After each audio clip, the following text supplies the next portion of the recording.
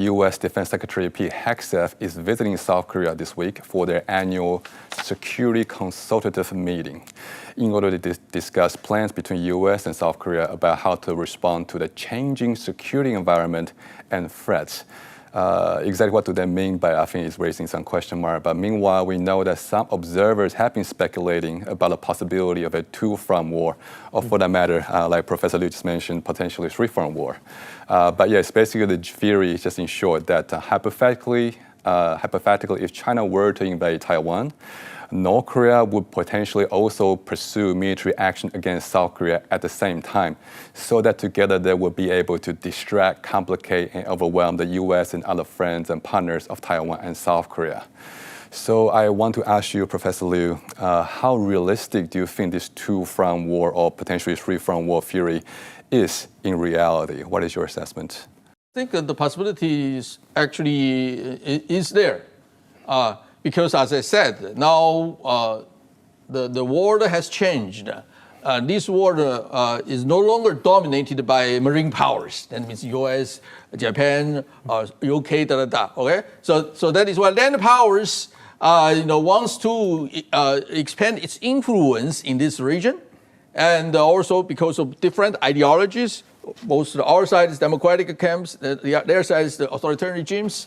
So they do have that kind of desire to expand their influence, to consolidate their domestic support. That is possible.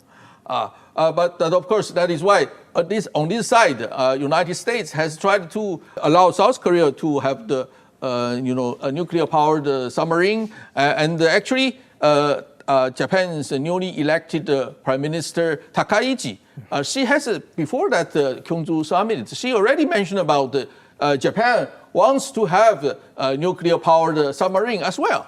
So in that case, this whole region, U.S., Japan, Korea, they all have, plus AUKUS, they all have this kind of nuclear-powered submarine, because this can serve as very important deterrence function, because they cannot locate those submarines. So as long as they have the submarine-launched ballistic missiles equipped, in that case, they can become the offensive submarine. But at least so far, they can identify or find out the rivals submarines. So that does have this kind of deterrence function.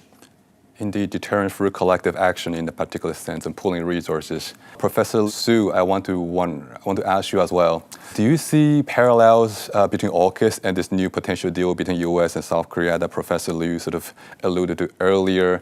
And what kind of new synergy and complementarity do you potentially see between the AUKUS and this new Korea-U.S. arrangement? Well, in my opinion, I think the U.S. is trying to craft a new regional strategy in East Asia and also probably like Indo-Pacific. And the attempt of AUKUS in 2021 is one major effort. And right now, I think the new deal between the U.S. and South Korea on building a nuclear-powered submarine would be the second attempt or effort trying to reshape the regional security. And some commentators have already mentioned that this deal could be understood as a AUKUS plus, because it also has something to do with nuclear submarine